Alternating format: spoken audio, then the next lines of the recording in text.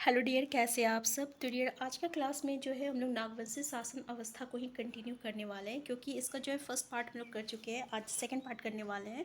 तो dear start करते हैं। थोड़ा सा हम लोग जो है इससे आगे डिस्कस कर लेते हैं। इससे पहले वाला कि नागवंशी शासन अवस्था स्टार्ट कैसे हुआ था। तो जैसे कि डियर, श्रुतिया पाहन का जो उत्तराधिकारी आपका मंदरा मुंडा था, ठीक है। इससे पहले मुंडा राजवंश था और यही जो है प्रथम जनजाति थी। तो श्रुतिया पाहन का जो उत्तराधिकारी, उसका बेटा था मंदरा मुंडा, वो अंतिम राजा था। और मंत्रा मुंडा का कोई अपना संतान नहीं था। तो ये फनी मुकुट राय को जो है गोद लिए थे। और फनी मुकुट राय जो थे, सॉरी, फनी मुकुट राय को गोद लिए थे, ठीक है। तो ये फनी मुकुट राय क्या किए, ये आपका मुंडा राजवंश को ख़त्म करके ये एक अपना राज्य का स्थापना किए, जिसको हम लोग क्या कहते हैं, नागवंश कहते हैं, ठीक है, यानी नागवंशी कहते हैं। तो इस तरीके से नागवंश के संस्थापक कौन हो गए, फनी मुकुट राय हो गए, ठीक है। और इसका ये जो है सुत्यांबे को क्या किए, अपनी राजधानी बनाए। और डियर, सुत्यांबे में ना ये एक सूर्य मंदिर का भी निर्माण किए थे। पहली बार ऐसा हुआ था कि ये अपने शासनकाल में, ठीक है, झारखंड से बाहर लोगों को निमंत्रण किए थे कि आओ हमारे राज्य में आओ। और इन्होंने अपने राज्य में इन लोगों को काम देना स्टार्ट किए थे, जिसमें कि एक था भौराय श्रीवास्तव। इसको वो क्या किए थे, अपना दीवान घोषित कर दिए थे। तो ये क्वेश्चन यहाँ से आता है, ठीक है। दूसरा क्वेश्चन ये आता है कि फनी मुकुट राय जो है श्रुत्यांबे को अपनी राजधानी बनाए थे और यहाँ पे इन्होंने एक सूर्य मंदिर का भी निर्माण किया था। और डियर, इस जब राजा बने थे ना, उस समय ये ना मात्र 19 साल के थे, कि थे 19 साल के थे, ठीक है, याद रखिएगा।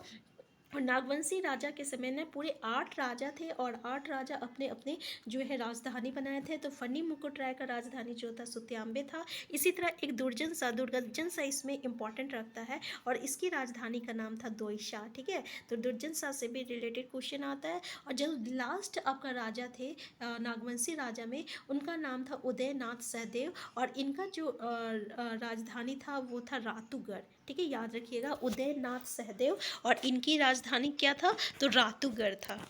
अब क्वेश्चन को स्टार्ट करते हैं। पहला क्वेश्चन देखिए कि नागवंशी शासन अवस्था निम्न में से किस शासन अवस्था पर आपका आधारित है। तो किस शासन अवस्था पर आधारित है, तो याद रखिएगा ये ना आपका पढ़ा पंचायत शासन अवस्था पर आधारित है। याद रखिएगा, पढ़ा पंचायत शासन अवस्था पर ये आधारित है।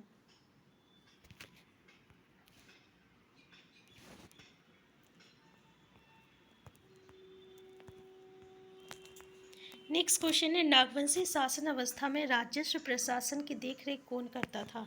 तो देखिए, इसकी देखरेख कौन करता था, पटवारी, अमीन, दीवान। तो ये सभी लोग करते थे, ठीक, ये सभी लोग करते थे, याद रखिएगा। नेक्स्ट क्वेश्चन है, नागवंशी शासन का प्रमुख निम्नलिखित में से कौन है, पढ़ा राजा, प्रज्ञित राजा या इनमें से कोई नहीं। तो देखिए, इसका प्रमुख जो है ना, पढ़ा राजा भी थे, प्रज्ञित भी थे और राजा भी है, यानी ये सभी हो जाएगा, याद रखिएगा। देखिए, एक पढ़ा के अंतर्गत ना 15 या 20 गांव आता है, ठीक है। और कभी कभी जो है 25 भी रहता है, 20 या 25, और कभी कभी कितना रहता है, 25 भी आता है, या ठीक है। और नेक्स्ट पॉइंट याद रखिएगा कि जितने भी पढ़ा जो है ना, एक अलग का एक अलग झंडा होता है। और पढ़ा का जो प्रमुख होता है ना, उसको हम लोग क्या कहते हैं, मानकी कहते हैं। क्या कहते हैं, मानकी कहते हैं, ठीक है। तो फनी मुकुट राय जो है सुत्यांबे के सभी मानकी और मुंडा द्वारा जो है ये मानकी चुना गया था। क्या चुना गया था, मानकी चुना गया था। कौन, फनी मुकुट राय। नेक्स्ट क्वेश्चन है, नागवंशी शासन अवस्था में मंदिरों के रख रखाव के लिए निम्न में से किस प्रकार की भूमि दी जाती है। तो किस प्रकार की भूमि दी जाती है, आपका ब्रह्मोत्तर, देवोत्तर और वृत्त। तो ये तीनों हो जाएगा, यानी आंसर डी हो जाएगा, ठीक है। नेक्स्ट क्वेश्चन है कि नागवंशी शासन अवस्था से संबंधित कौन सा कथन आपका सत्य है। पहला ये, नागवंशी राजा जो है परंपरागत शासन अवस्था के साथ सामंजस्य बनाकर कार्य करते थे। पहला स्टेटमेंट देखिए कौन सा कथन सही है बोला है। दूसरा है, प्रथम पायदान पर पढ़ा होता था। दूसरा है, तीसरा है, सभी पढ़ा का एक अलग झंडा भी होता था। तो अभी हम लोग डिस्कस किए, तो ये सारा जो है बिल्कुल सही, आंसर डी हो जाएगा। नेक्स्ट क्वेश्चन है, नागवंशी शासन अवस्था में पढ़ा को किस नाम से जाना जाता है। तो ये जो पढ़ा है ना, उसको ना हम लोग पट्टी नाम किससे जानते हैं, याद रखिएगा कि नागवंशी शासन अवस्था में पढ़ा को जो है हम लोग पट्टी नाम से हम लोग जो है जानते हैं। देखिए, नागवंशी शासक जो है ना अपने शासन अवस्था में कुछ कुछ परिवर्तन किए थे, जिसमें जो है ये पढ़ा को जो है ना पट्टी के नाम से नाम दे दिया था। और मानकी का नाम जो है ना, मानकी का नाम इसको बदल कर भुइयड रख दिया था। ठीक है, तो भुइयड इलाके में प्रत्येक पढ़ा में जो रहता है करीब 1 दर्जन गांव होता है। भुइयड इलाके में याद रखिएगा, यानी भुइयड भुइयड इलाके में प्रत्येक पढ़ा में, यानी एक पढ़ा में कितना गांव रहेगा, तो लगभग 1 दर्जन गांव रहेगा। नेक्स्ट क्वेश्चन है कि नागवंशी शासन अवस्था में मानकी के संबंध में कौन सा कथन आपका गलत है। तो देखिए कौन सा कथन गलत है। पहला, पर्व त्यौहार में उपस्थित भीड़ पर नियंत्रण रखना, विवादों का भी निपटारा करना, भूमि के संबंध में विशेष अधिकार था। तो क्या हो जाएगा आंसर इसका। ये सारा स्टेटमेंट जो है बिल्कुल सही है नागवंशी शासन अवस्था से। तो देख लीजिए एक बार ना। नेक्स्ट क्वेश्चन है कि नागवंशी शासन अवस्था में भूमि जो है स्वामित्व के बारे में निम्न कथनों में से कौन सा कथन आपका सत्य है। पहला, भूमि का निजी स्वामित्व था, भूमि का सामूहिक स्वामित्व था। तो इसमें क्या है ना आपका भूमि का सामूहिक स्वामित्व था, ये ऑप्शन जो है सही है। मुंडा या पाहन जो रहता है ना, देखिए छोटा नागपुर क्षेत्र में भूमि पर जो है आपका ये सामूहिक जो है स्वामित्व था। तो मुंडा या पाहन जो भी हम लोग बोले, तो उन जमीनों को ये क्या करते थे, जोत कोड़ के लिए आवंटन मतलब कि रखते थे, आवंटन करते थे। तो यहाँ पे डियर कुछ इम्पोर्टेंट पॉइंट है इस से रिलेटेड कि इस शासन अवस्था में क्या होता था कि आम रईयतों से क्या करते थे, कर वसूली नहीं किया जाता था। इसलिए संपूर्ण राज्य का कर का भार जो है ना, यानी जितने राज्य का कर का जो भार था वो नागवंशी शासन पर पड़ने लगा। तो इस भार को कम करने के लिए नागवंशी राजा क्या किया ना, वो आम जनता से क्या की कर वसूलता था, जिसको हम लोग क्या कहते हैं, मालगुजारी कहते हैं। तो याद रखिएगा उसको हम लोग क्या कहते हैं, कर जो आपका नागवंशी शासन के समय जो कर वसूला करता था उसको क्या कहा जाता था, मालगुजारी। और इसको वसूलने के लिए किसको जिम्मेदारी दिया गया था, तो पढ़ा के जो प्रमुख थे मानकी, उनको जिम्मेदारी ये सब दी गई थी। तो इन मानकियों को नागवंशी शासक ने क्या कहा था, तो याद रखिएगा भुइयड कहा था। ठीक है, क्लियर है।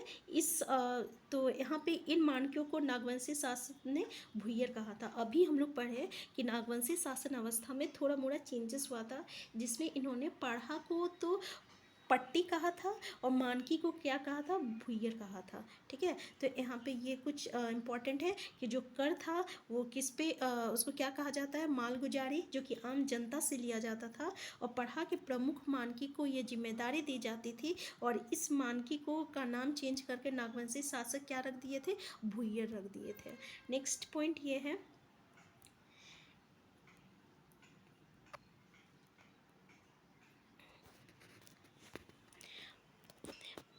इसके बाद क्या हुआ कि राजा द्वारा मालगुजारी वसूलने के लिए अलग जागीरदार रखे गए। ठीक है, इनके द्वारा मुगल बादशाहों द्वारा मांगे जाने पर ही गुजारी दी जाती थी, और इस अनियमित मालगुजारी को नजराना या पेशकश कहा जाता था। नेक्स्ट पॉइंट है ये है कि नियमित मालगुजारी नहीं देने के कारण दुर्जन साल, याद रखिएगा कि ये जो है ना मालगुजारी नहीं दिए थे, इसीलिए इनको क्या किया था, कैद कर दिया गया था। तो याद रखिएगा किसको कैद किया गया था, तो मुगल लोग जो है दुर्जन साल को कैद कर लिए थे। क्यों, तो क्योंकि वो मालगुजारी नहीं दिए थे। 1765 ईस्वी में क्या हुआ था ना कि ईस्ट इंडिया कंपनी को बिहार, बंगाल एंड उड़ीसा का दीवानी मिलने के बाद नागवंशी शासक जो थे वो पटना काउंसिल को क्या के प्रति क्या हुए थे, उत्तरदायी हुए थे। तो ये भी क्वेश्चन आपका पूछा जाता है कि इन लोगों को दीवानी मिलने के बाद ये किसके प्रति उत्तरदायी हुए थे, नागवंशी शासक, तो पटना काउंसिल के प्रति जो है उत्तरदायी हुए थे। नेक्स्ट है आपका अंग्रेजी शासनकाल में कर की नियमित वसूली के लिए, तो देखिए नियमित वसूली करने के लिए 1793 में की ईस्वी में अस्थायी बंदोबस्त प्रणाली लागू की तथा नागवंशी राजा को जमींदारी बना दिया गया। ठीक है, और इस प्रकार पूर्व की जागीरदारी जमींदारी व्यवस्था में परिणत हो गया। तो ये कुछ खास इम्पोर्टेंट नहीं है। यहाँ पे देखिए डियर कि इस अवस्था के लागू होने के साथ ही नागवंशी शासन अवस्था जो है खत्म हो गया, और इस स्थान पर क्या हुआ, एक नवीन प्रकार के अंग्रेजी व्यवस्था जो है स्थापित हुई। तो यहाँ पे जो जो इम्पोर्टेंट था वो ध्यान दीजिएगा, जैसे कि ये आपके लिए इम्पॉर्टेंट है कि 1765 में ईस्ट इंडिया कंपनी को दीवानी मिला था, कहाँ का, बिहार, बंगाल और उड़ीसा का। इसके बाद जो आपका नागवंशी शासक थे वो इसकी किसके प्रति उत्तरदायी थे, तो याद रखिएगा पटना काउंसिल के प्रति। और ये जो आपका दुर्जन साल जो है ना, ये माल गुजारी नहीं दिए थे, इसलिए इनको क्या किया था, कैद कर लिया गया था। नेक्स्ट पॉइंट ये है कि ये ही आपका कि इनकी यही लोग जो है मानकी को नागवंशी शासक में मानकी को क्या कहा जाने लगा, भुइयर कहा जाने लगा।